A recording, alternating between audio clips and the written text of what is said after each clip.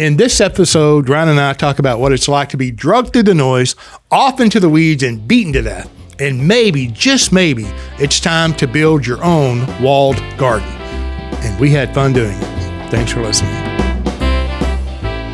Welcome to the Bank with Life podcast. I'm your host, James Neathery. And I'm your co-host, Ryan Griggs. Now, listen, it's been a minute since him and I have had the opportunity to sit down and chit-chat, and it was probably the last podcast that we did, which was at least somewhere maybe about a month ago. Yeah, so here we are in March of 2024. There was just a release of part 2, adopting new maps. Yes. There's a 2-part one. So yeah, it's been a while since we've actually recorded. I think that one we did much earlier this year. Yeah. Hi. Yeah, how have you been? No see. Someone's back from France. Nice trip abroad. Yes, it was probably one of the best trips that we have taken. Yeah. My family and I love the man doesn't travel. ever travel. I mean, he works right down to the bone, and so to take some time to get away with his family is commendable and good, and I'm glad you went. And it sounded like you had a good time. Thank you for saying that. We would try to go once a year somewhere, but it's always affiliated with other stuff. This was completely nothing but just for family. Yeah. Dropped into France, did everything that you'd want to do, and I think we were in there and out in 5 or 6 days. Went to Normandy, Bayeux, France, the first village town that was liberated in World War II and wasn't bombed to smithereens. Oh, they're mixing it up on that one, huh? Sorry. It's a beautiful town. I mean, we went by there because I'd been to France previously, and so I'm like, no, as we go to Normandy, you got to go to Normandy, right? If you go to France, you got to go to Normandy, in my opinion, because, history buff. So And we hired a guide, right? And I'm like, just go. I want to have lunch in Bayeux on the way to Normandy because my family had never been there. So it was fabulous. Okay. But yeah, that was fabulous. And then, we had done a trip a week earlier than that too, that you participated in as a business trip. All right. Yes, we each gave talks. Oh, we've talked. Yeah. Well, we each gave talks at that event. Oh yeah, we gave talks, and then you've listen. We got a lot to talk about. I'm telling you today, it's been a minute since we have sat down, caught up. I mean, we talk on the phone regularly, but for the last hour and a half, we've just been catching up. And I'm like, look, we got to do a podcast. Well, I think while you were gone, I had a very interesting week. Now, to be frank about it with the listeners, I mean, almost kind of broke. I mean, it was, which my fault, ultimately, opportunities for improvement, let's say. I think the fundamental base, like if you go to my website, it looks like a very nice life insurance agent's website. And every picture have a tie? Is that yeah. I think what I said was I've got more ties on in the website than I've worn in the last 3 years put together. Which is fine. I mean, it's professional, it looks nice and everything.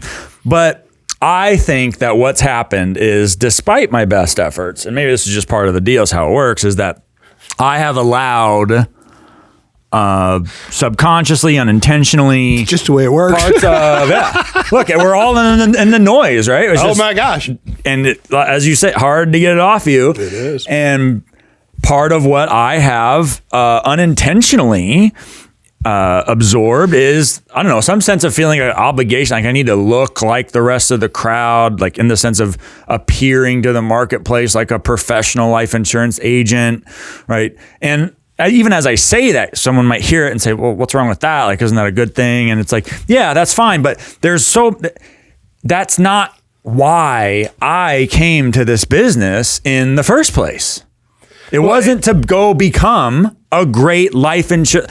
I didn't want to go place a bunch of life insurance policies. I know, but don't just pick on the tie. I get it, because you're, an economist background. You've spoken in lots of different conferences, lots of different platforms where everyone there wears a tie. So the tie is not only associated with the life insurance, the life insurance industry, but you have a professional background, right? So and this is just me speaking, on the outside looking in, you have a level of professionalism that is,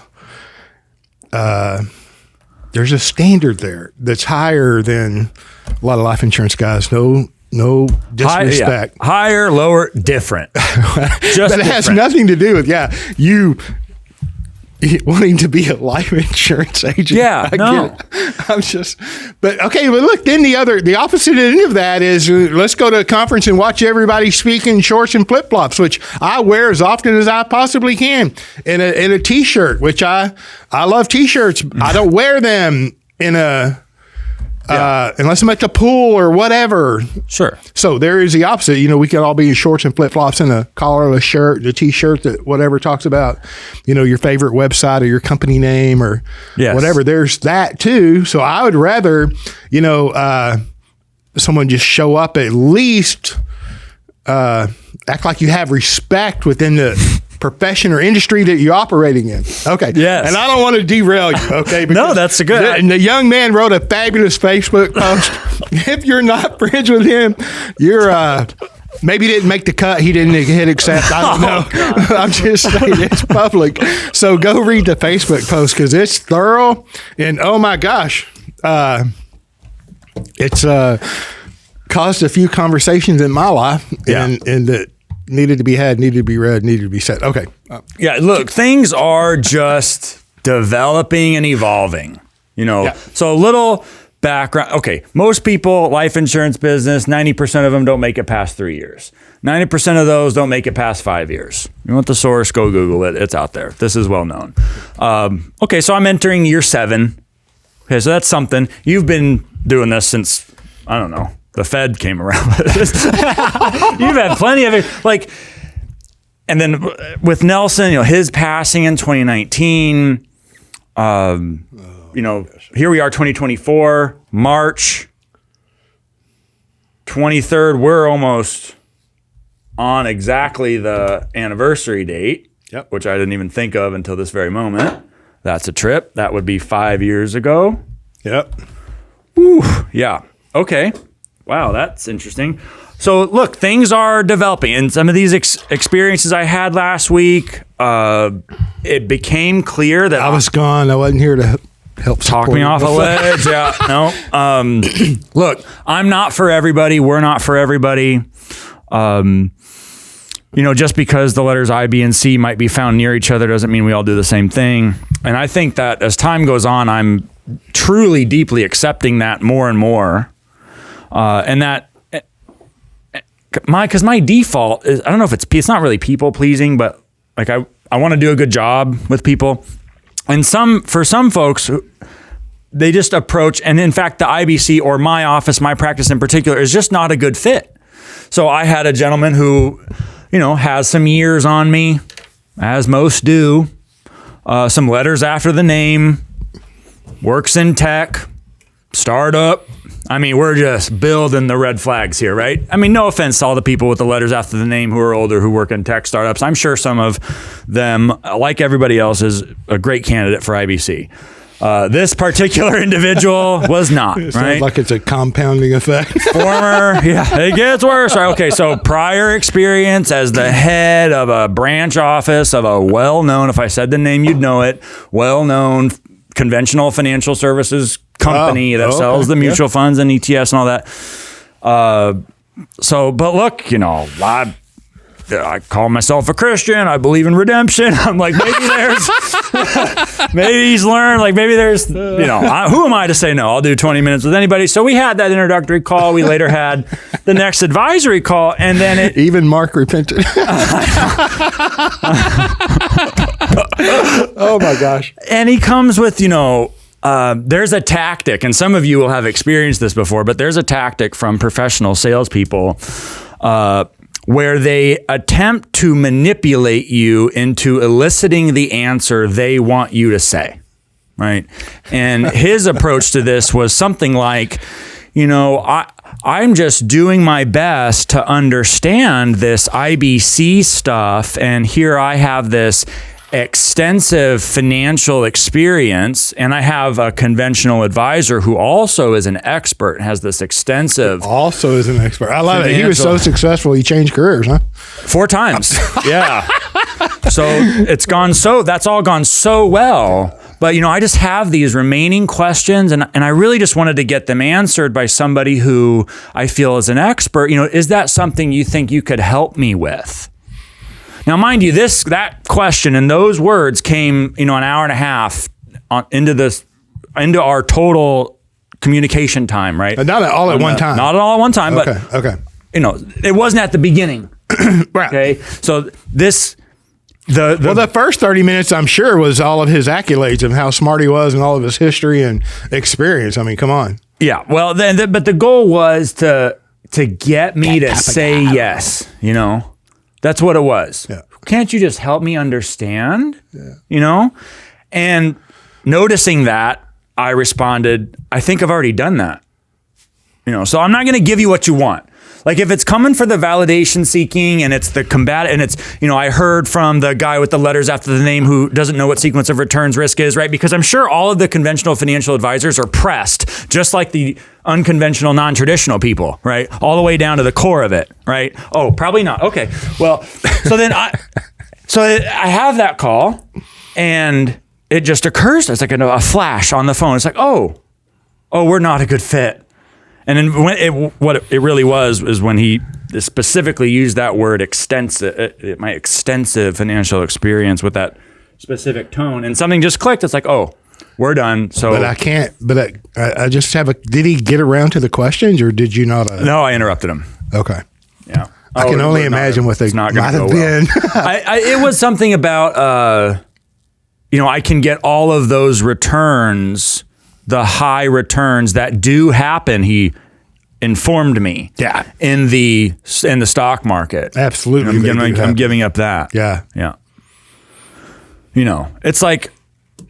Okay, so then you had the epiphany. I really don't want to interrupt, but it's gold, man. It just struck me. I'm like, oh, this is not. It's a country of what, 350 million people, and it turns out that one is not somebody I need to work with. Woo! And for whatever reason. Look at all the time you saved. You're only an hour and a half in. Yeah. A lifetime, maybe, And how many other kinds of interactions like that am I going to avoid by changing things? I don't know, but it's greater than zero. So then I have other calls with people. Wait. So you said that. Well, yeah. Let's okay. It occurred to you. Oh, yes. And I said, I won't say his name. John. John, we're actually not going to be a good fit. So I hope the information I've provided to this point has been helpful to you, and I wish you the best. Okay? And his response was, oh, wow, I'm surprised to hear that. And my response was, okay. Because he's surprised because in his financial sales experience, he had to beat the fire out of somebody to get him to down to whatever he wanted them to answer, whatever that looked like. Right. And you're not willing to go through that, so he's shocked. Yeah. Yeah. I love it. Yeah. The hostility and antagonism and bullying and all around nastiness that comes in the conventional financial conversation or debate or argument or whatever that is so unappealing, and it's like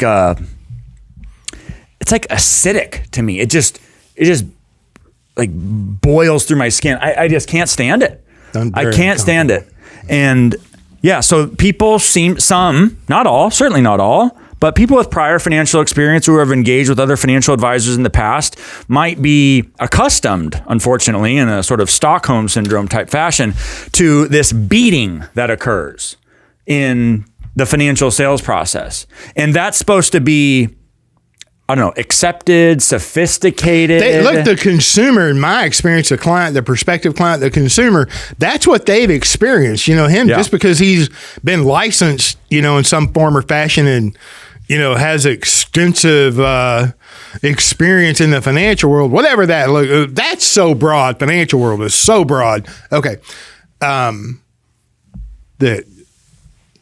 The general public, I mean, me included, a sales arrangement, but specifically getting into the financial sales. Okay. Life insurance, investments, whether it's retirement planning, whether you're a certified financial planner, or I love these. I'm dealing with a financial planner. What the hell does that mean exactly? Please, can you define that? But can you spell life insurance? I don't know. I'm just saying the experience that most of us go through in the financial world of a sales or purchasing process is why is part of the reason, in my opinion, these younger people, and even that the age is going up, that we could do things online.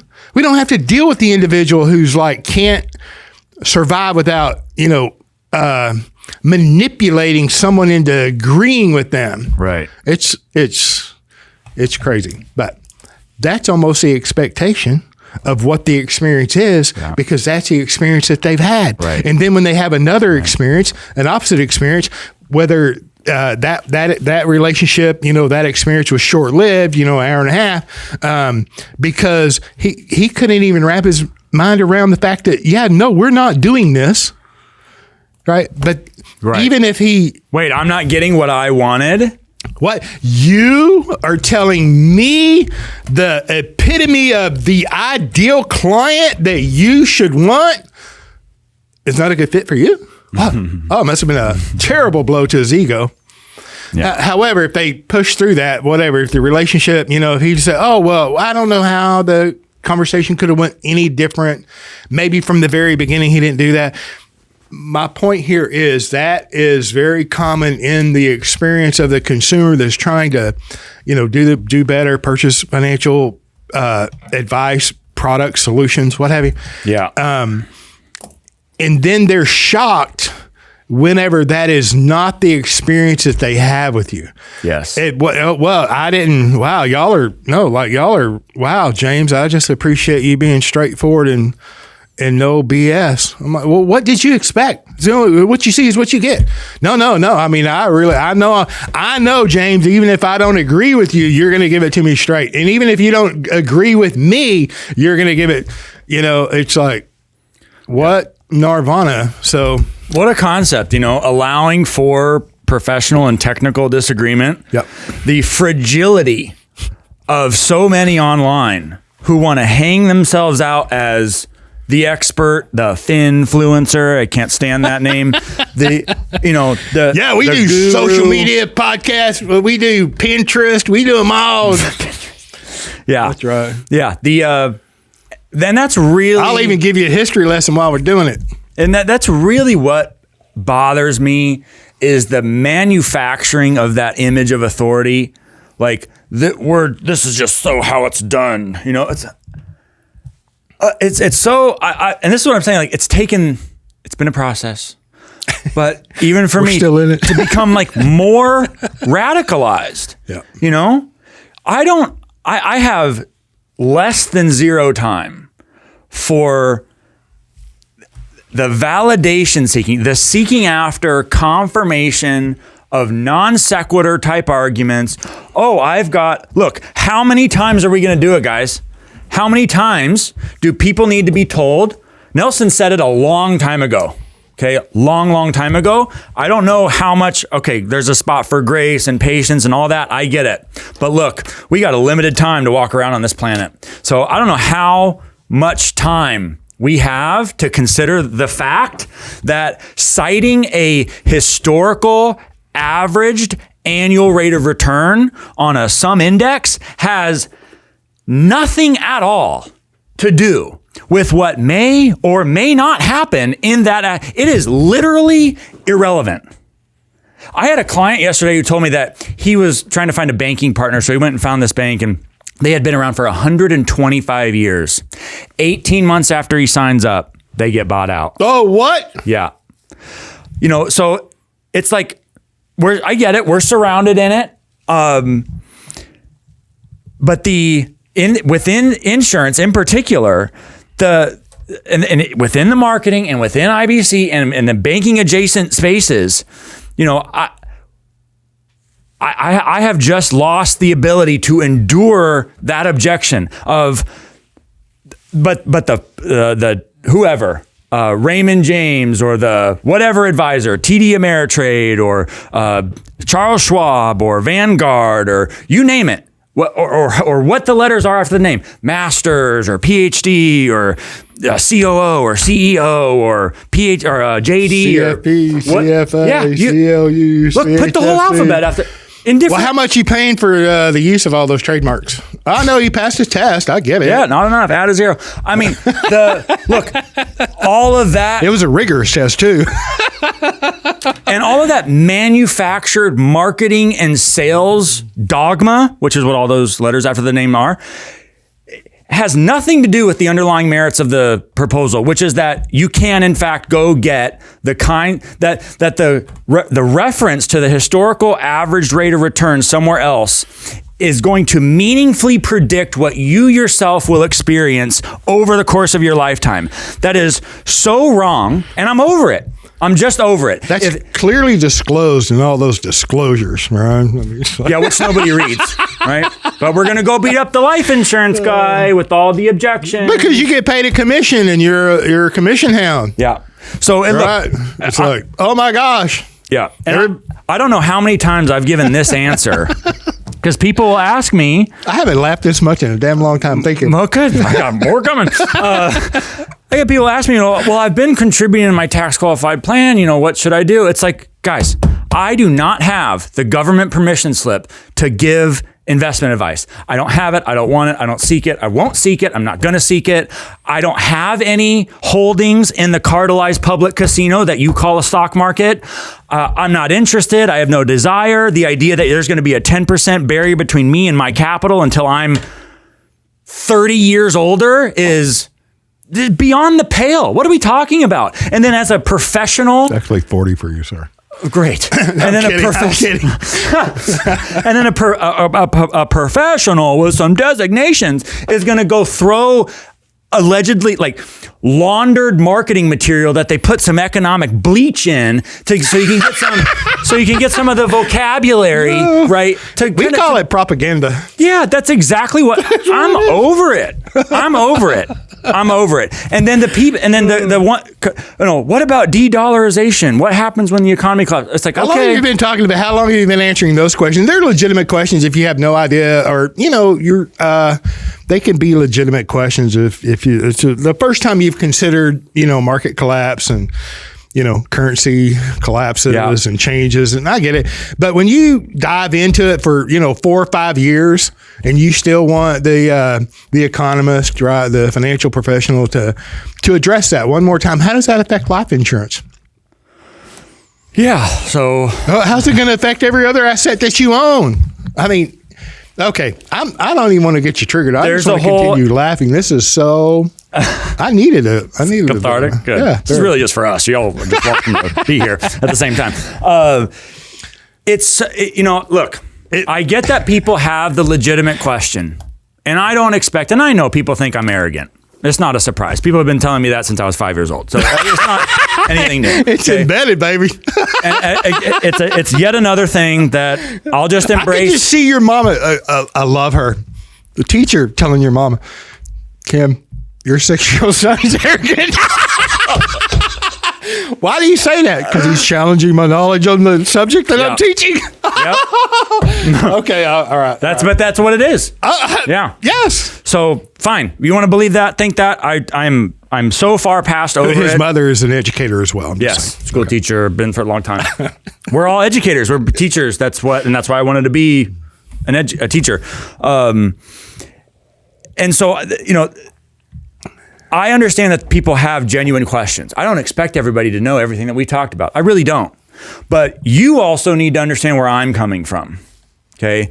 And it's not within my imperfect human condition to respond like Mother Teresa on the 105th time that I'm responding to the same question. But it was my first time to ask a question, Ryan. I get it. I know. And so what's going to have to happen? Which I don't really believe that as applied to your experience with the financial know-it-all guy. Right. Oh, okay. And so what's going to have to happen in those situations for this to work out is the client or the individual working with me needs to be of the sort where this kind of style, the whatever you want to call it, the charisma, passion, whatever, that's going to have to be okay with you, because and we'll address the merits of the objections. Well, I think that I think that the people that reach out to you, I think that they are okay with that. They love your passion. They they love my passion. And they tell me over and over. So they love it when you get triggered, which is just another way of saying we love it when you get passion and go off into a topic. Yeah. So and my own mental hang up has been, you have a tendency to fly off the handle, Greg, so chill out. It's like, but you're exactly right. When I let go of the outcome, which is really what's going on here. There you go. Yeah. Wait. Yeah. That's really what's going on here. And when I just and flow with people in conversation like this is exactly, you see what you get. Yeah, it goes really, really well. Yeah. Hell, if you don't care, I don't care. You know what I mean? So if you're not passionate, you don't care enough to be passionate, whatever you do, whomever you are, if you don't care, I don't care. Right. By God, I want to work with somebody who cares. Yeah. And the freaking Happy Gilmore, everything's puppies and fairy dust, and let's do that too, and collaboration and all this fake manufactured marketing tactics. Oh, they're like the humble brag. This is new for me, but yeah, the humble brag. Oh my gosh. I'm so far over it, and I know, it's all marketing. We're all supposed to be in this together and everything. Griggs, don't you know that's what you do with this podcast? It's co-host Bank with Life. That's right. Your marketing program. You don't act like you don't market. Yeah, and here's why I get upset about it, right?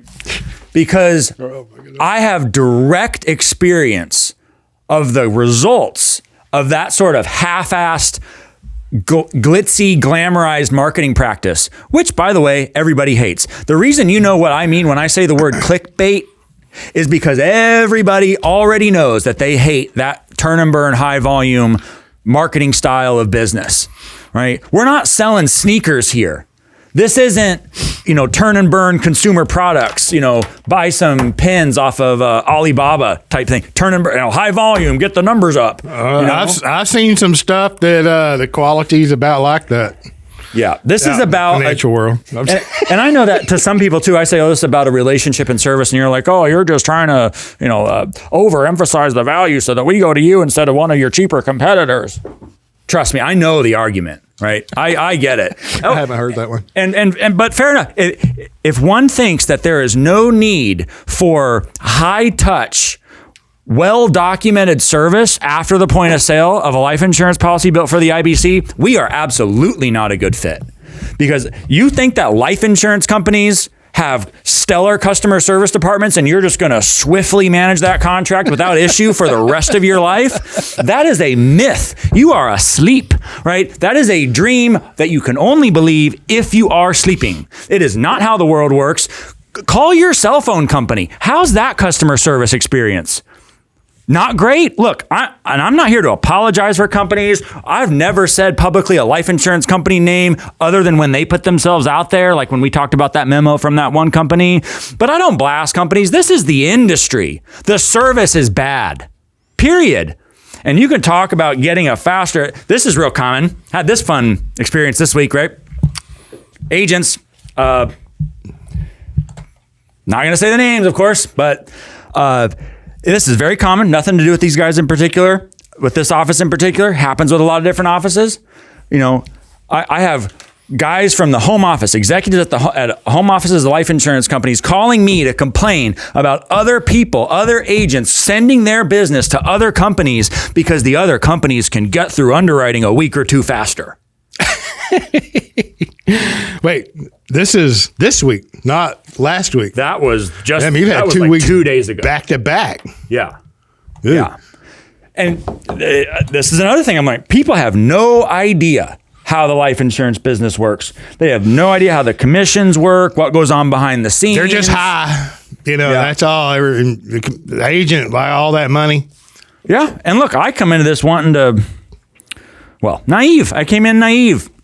So the way I have been feeling, I think, is sort of this revelation of being just constantly gaslit. The illusion that the people who have the letters after their name actually know what they're doing. I mean, look, the burden's on them to show it, man. If the next time someone talks to me about a tax qualified plan, I'm like, the first question will be, great. What was your advisor's response when you brought up sequence of returns risk? Yeah. And then we'll wait and we'll enjoy the silence, because the imbalance, right? The hostility directed at the new proposal, IBC. And then the people with the past financial experience and all their preconceived misconceptions want to come and find some way that they can be correct so that they can disregard that new proposal. And I don't know, I'm not saying anything special about me, but maybe I'm making a very strong case. And so maybe they want to get the guy who's making it strongly enough to turn. Yeah, it's not going to happen. Really? It's not going to happen. And I would give like 20 seconds of time to a conversation with that objective. Yeah. Get me to turn. It's wore me out. It's wore me out. And the people who deserve the time and attention, who want to truly implement the infinite banking concept. That's the real cost right there. That is the real cost. That's the real cost. Yeah. It's like, how many times do you want to answer the same question from somebody that is the answer has been given, excuse me, in multiple ways, maybe with even a couple of different anecdotal responses. It's like, how many times can I answer this question, and how many different ways can I answer the same question?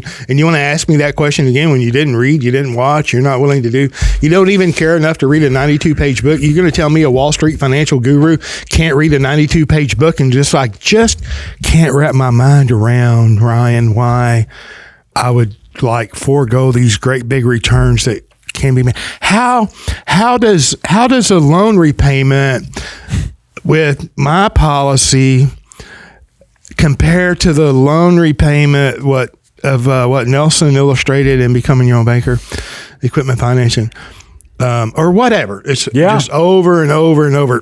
Why should I don't want to go off. I'm just saying that if they don't care enough to read or try to understand, make an attempt to understand, it is okay to be wrong. It is okay to be ignorant. It's not okay to remain ignorant. And it's not okay to continue to make the same mistakes, in my opinion, right? It's just you're not making an effort to do better, which I believe that's the way we're created, is to do better. And maybe you don't believe that, and it's okay. You write a book, write an article. How many of them are going to read it? You know, and then you put it out, whatever it is, the material that was produced, and you get an influencer. Yeah, I don't need any designations behind my name, James. Ryan, you're exactly right. It's like they don't know what the hell they're talking about. I'm just, a 19-year-old guy or girl or 57. It doesn't even matter gender or age. I'm going to pay a bunch of money to run a camera and talk about things I know nothing about. And I don't care. We're talking about the influencer in the financial industry, right? I don't care what industry it is. You can get on and talk about farming equipment for all I care, or automobiles or whatever, being a mechanic or whatever. How about gold or silver, or even economics? Listen to them for about 30 seconds, and whenever, I don't want to be so harsh. Some people are very good, right? But I'm talking specifically about the people who have the ability, they look good, they sound confident on whatever social media platform they're on. And if you didn't know anything about what they were talking about, I'm all in. But if you know a modicum of what they're speaking about, it's like, oh my God, they're so wrong on so many levels, and they have no idea. They don't even know. Yeah. It's like, I think of these, the gurus that sell, I won't say the name of the program, but they charge a few $1,000s for it, and then subscription after that. To teach you how to go leverage everything in sight to go buy the cash flowing real estate, right? On the eve of, a yield curve reversion. I mean, the carnage that will come as a result of all the horrible advice. Is this around the infinite banking footprint? Mm-hmm. Oh, perfect. Yeah. Yep. Oh, there's a lot of things around the infinite banking footprint. And it's, I need to do a disclaimer. that because I've done a lot of videos with clients and then outside professionals, whether they're in the financial industry or whatever.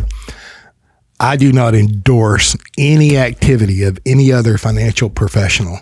Like, I love Ryan Griggs. He's a little different. I endorse what he does because I know what he does. Outside of that, it's like, no,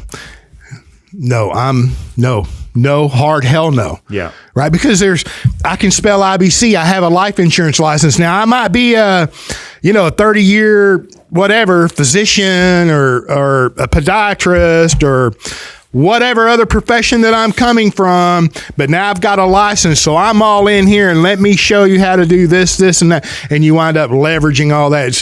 What a beautiful presentation. An appreciating cash flowing asset with you controlling the leverage. Yeah, no question. I don't know how many presentations I've given on that over the years. And most of those are 15 and 20 years old that need to be updated. Mm-hmm. So, okay, I digress.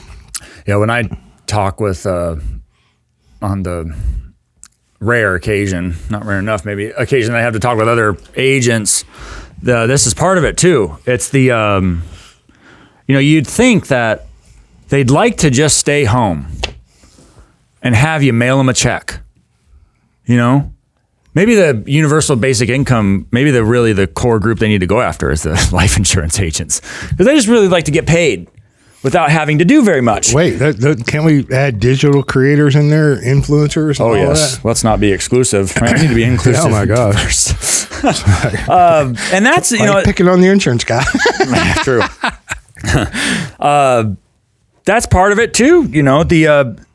The individuals who, I'd like to, I would like to get a license so that, I can handle my family's policies and, collect that commission. Can you help me do that? I love that. Here, I've got a policy. I've referred a couple of people and, now it's like, and they become clients of yours, whomever you are. And then it's like, oh, well, that's so dang easy. Let me get a license, and then, oh my gosh, you ran out of friends and family.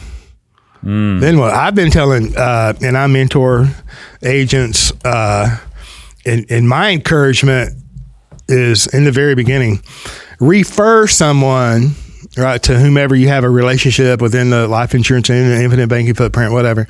Refer them from ground zero. They've never even heard of the concept, never read Nelson's book, Becoming Your Own Banker.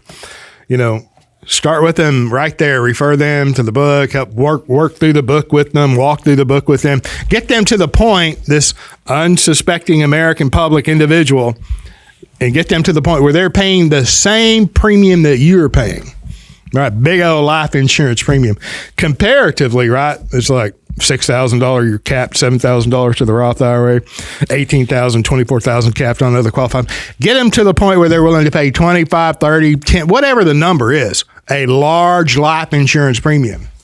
Do that 3 or 4 times, and then whomever you're referring these people to so successfully are going to tell you, it's like, oh my gosh, you're made for this. Like, you're a magnet for people. You need to go get a license. But what do I know? What a concept. To just attract that kind of mentorship arrangement. Yeah. In fact, this does happen, by the way. People are like, oh, does that really happen? Yes, it does. In fact, it happened to me this week. I tell you, these last 2 weeks have been wild. So Luke, got to give props to Luke, real name Luke out there.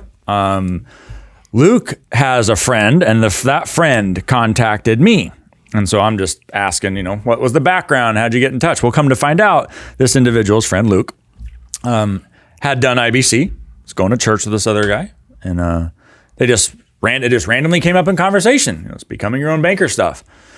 And so the individual I was speaking with asked his friend Luke, what should I do here? And Luke said, well, I've got my policies that I got from my guy, but if I could go do it all over again, I would have gone to Ryan first. And oh my gosh. Yeah. And then the friend goes, oh, okay. But Luke tells him, but you're going to need to read the book. And so the friend says, okay, well, can I borrow yours? No. And Luke tells him, no, you need to go buy it. The guy's telling me this on the phone. I'm like, you're kidding. Like, good. So, hey, good job. I don't even know if this engagement with this person whose name I can't even remember right now is going to work out or not. Doesn't matter. That is exactly it. Man, you do people no favors None. When you make it artificially easy for them. And I talk about this with referrals. You know, I have agents who's like, because one of the answers is, well, after I wear out the friends and family, who's next? Oh, well, they're going to refer people to me. Yeah. And I'm like, yeah, okay. So I have had this conversation with people. You know, people seem to think that there's this idea out there that referrals for financial salespeople is like a legitimate, substantial, ongoing form. Well, it could be if you're in the 1950s model of, you know, the abusive relationship of financial purchasing and sales or whatever. Yeah. Yeah, it could be just someone else to beat up in the ring until, you know, somebody taps out. Exactly. If things were different, they'd be different, but they're not. Right. And so, referral. And look, I had a guy, Peter, longtime client, great guy, really enjoyed. And I loved how exactly he contacted me. He said, you know, it had been a minute since we talked. I have a friend who's really interested, but I don't know the right way to get them in touch with you. Right. I know you've said things like this, what I'm about to say before. I really appreciated that. Right? Because what often happens is the individual who wants to refer other people is extremely passionate and has done a lot of work on their own, unprompted, by themselves, just because they're curious and interested and passionate. And then because they have come to understand what IBC style whole life is and what it can do for them and their family, they want it for other people they love too. That's true. So I get that, right? However, oftentimes the person you love is not as excited, curious, and passionate as you are about this IBC and whole life insurance. They're not even willing to do what the friend did. See, they're not willing to do on their own, reading, deep diving, questioning their own narrative and their own perspective. They're not willing to pay the price or do what they did to get to that point where it's like, this makes sense to me because of this. Right. So, yeah, I can't want it for you. I can refer you all day long, but you need to do at least what I've done or somewhere along that path. Maybe you might have to read 3 books. I may only need to read 1, whatever. And let me add this little bit in here. You do not need your people to validate what you are doing. Oh, that's true.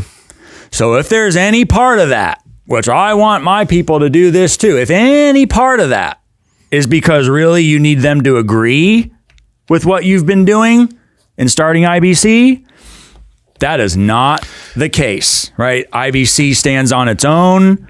The merits are there. If you go through a thorough advisory process, transparent, open-ended, you participate, you do what you need to do, you have a competent agent who does what he needs to do or she needs to do, then chances are what you've ended up with was good for you then. It's probably still good for you now. And swimming around in the noise, that's just what that is. And like James has said in the past, you can do as much of that as you want. Another thing that, speaking of what not to do or what's not needed, is you don't need to be a life insurance expert to share it with people. Now if you're challenging them on their narrative and their thinking, of course, they're going to challenge you back. It's like going to question everything about you, my character, your character, their intelligence and all of that, which it's being put on the defensive. It gets to the point where I hear over and over and over, yeah, I've shared it with my friends, my family, my business partners or whatever.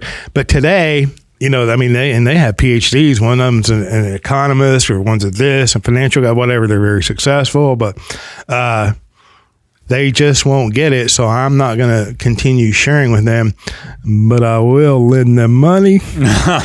Hey, there you go. Oh my gosh. It's like, yeah, I don't get it, but I don't have enough liquidity to go take advantage of whatever this area is and I'm an expert in.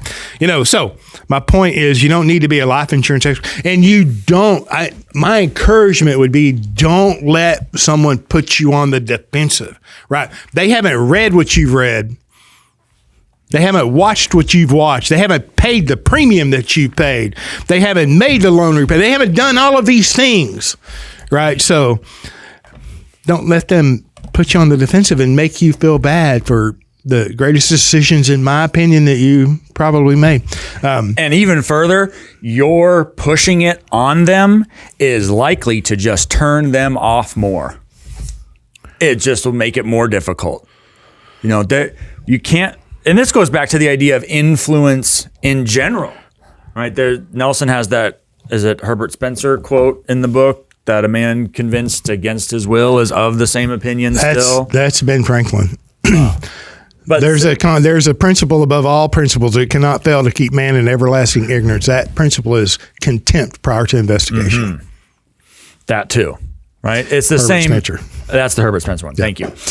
It's the same idea. It's like influence, and they call it influencers. Guys, there is no such thing as influence. There is no such thing as somebody causing you to do or act differently. There is you choosing to mold your thought and behavior patterns on somebody else's, right? Human beings are mimetic, I get it. But that is not you passively receiving instruction from some external influencing source. No. It started with you granting that source the authority, the permission to inform your pattern of thought and behavior. So there is no influencing. If there's a market demand for this finfluence stuff, that just means there's a demand for indulging short-term sighted thinking. There's a demand for substituting financial entertainment for legitimate financial advisory and strategy conversations. There's a demand for this artificial, manufactured, just bedazzled. We want to find the higher number bigger sooner. We believe that's better. The epistemology in this country has changed. We're Wall Street won. Okay, by and large, we've been convinced financial analysis is telling the difference between two numbers. One's bigger, one's smaller. I know people like joke about that, haha, and then they may give me a hard time when they you find a successful investment activity or something. I get it, but I'm going to keep pressing on it because that's what it is. The continual compression, the extinction, just wringing it out like a wet towel, just all of the nuance and context and vibrancy, the full image that is stripped out, right? And in its place, higher number, bigger, sooner. And it's so pervasive. And even people who don't or haven't spent much time thinking about finance, it's again this part of the effect of the noise. We're in it. The fish are the last to notice the water. We unintentionally imbibe some of it, and then we find ourselves habitually repeating these phrases and words that are not really ours, right? That somebody else came up with. Buy term and invest the difference. Oh, but the average annual historical rate of return in the S&P 500 is 12%. That's what so-and-so said, right? The life insurance company keeps your cash value when you die. Whole life is the worst place to put money.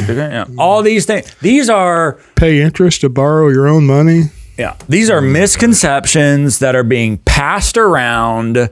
It gives me I already have a position, preconceived. Life insurance is bad. I bought into the narrative that the market or whatever I'm doing is the greatest thing ever.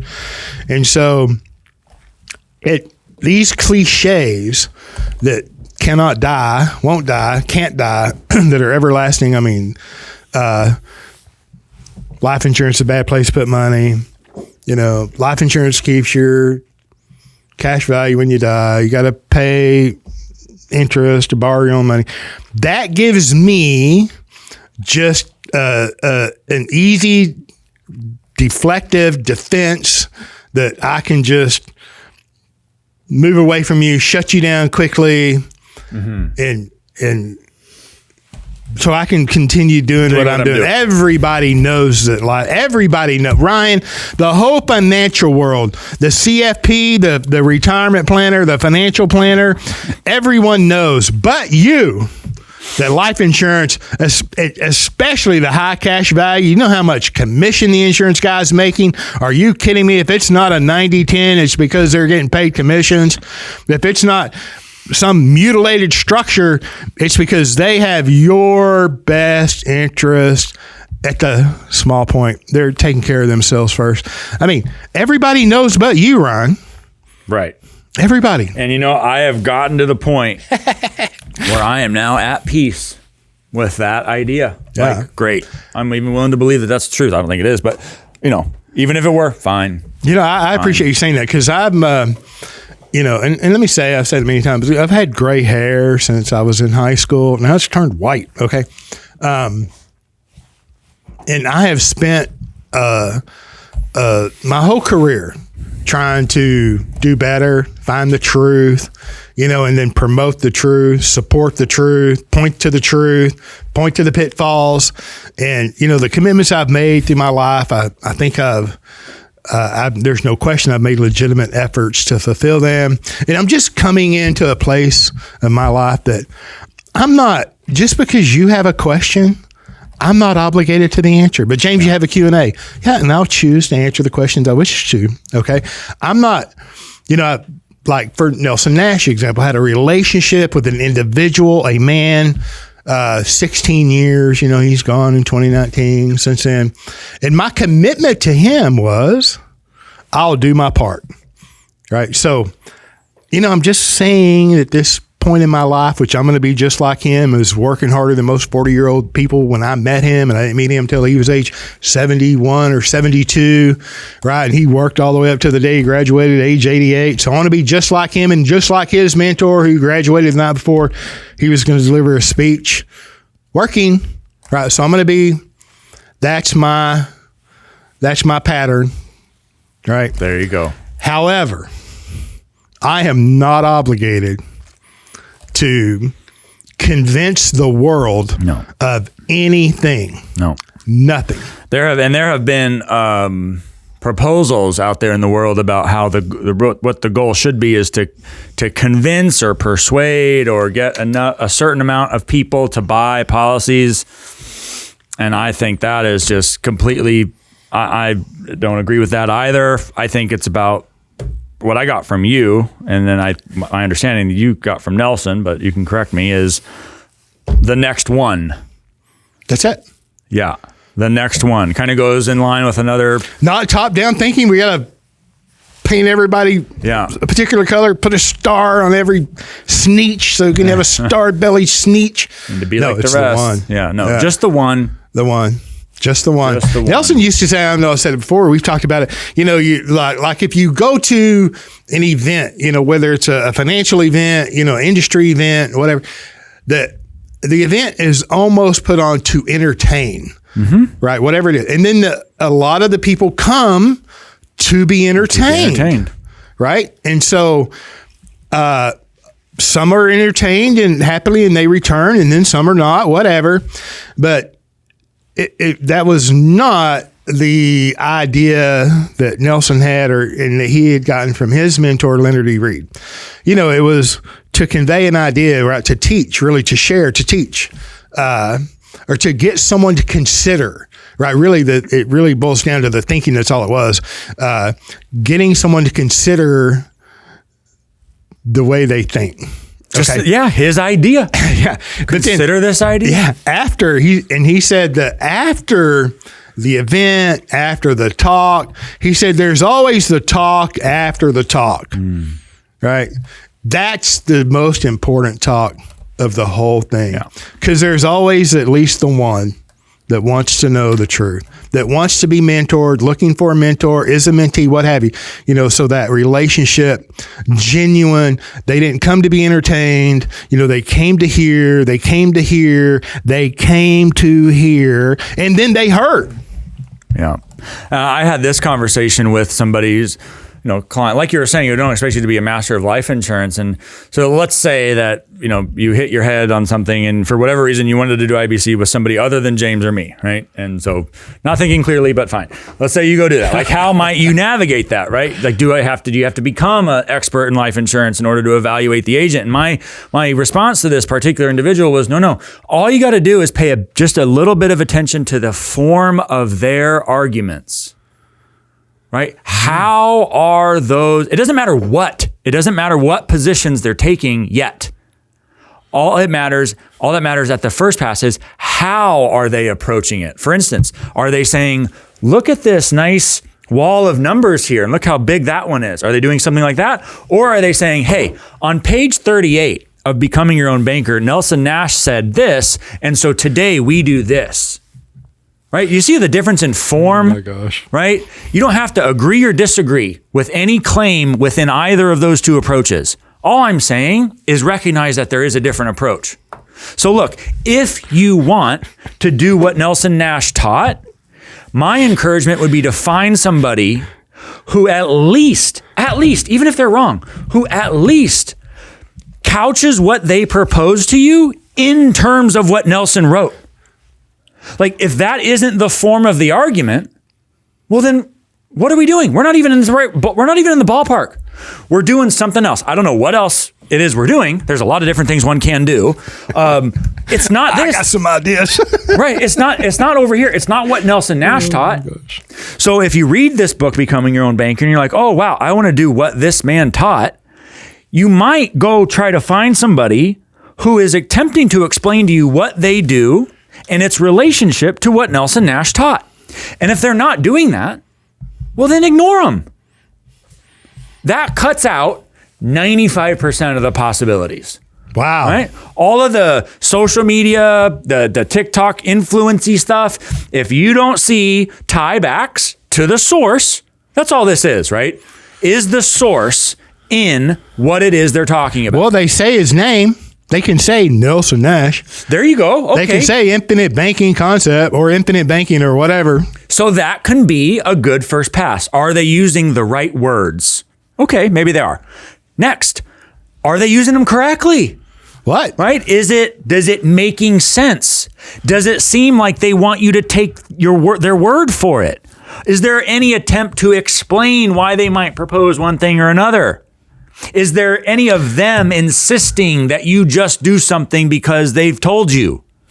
Right? These are, again, it doesn't particularly matter what it is they want you to believe or do or think or say. It just matters that, are they insisting that they take their word for it? Right? This, again, paying attention to the form of the argument. And that'll get you a long way. And look, it's real simple. Just go back to the source. Just go back to the source. That's all. Trust your own judgment. What? Trust your own judgment. If you don't feel good, then you don't feel good. I mean, my goodness, man, you feel that way for a reason. You know, if the interaction, I'm self-abusive though. I'm like, I gotta keep going back to feel bad because it's about me.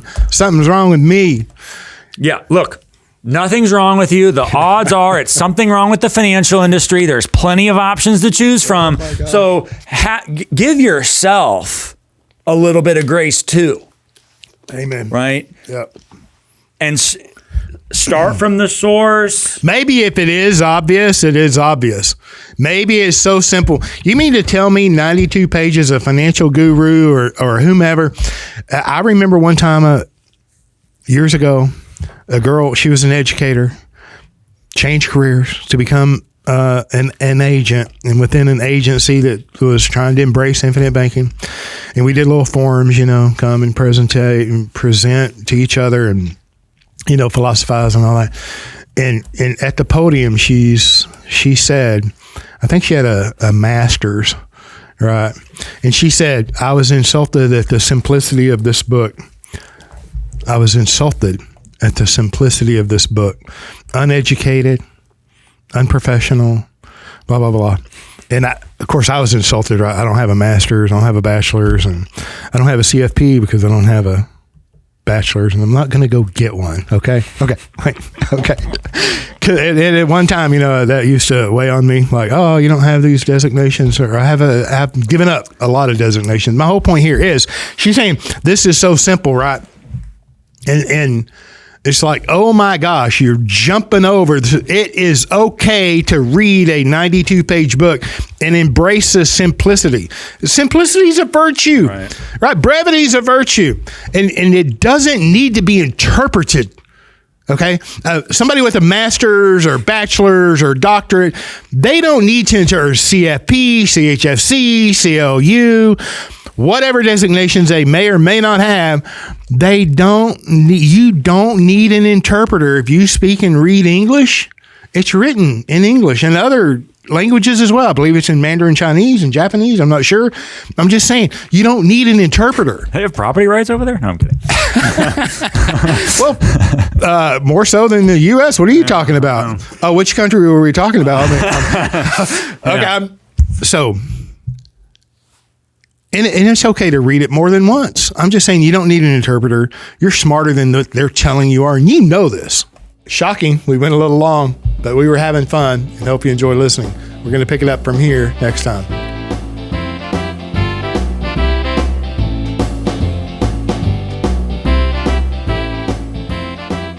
Thank you for joining us on the Banking with Life podcast. If you're watching on YouTube, make sure to like and subscribe and click on that little notification bell. Otherwise, join us on Apple Podcasts and Stitcher for weekly content.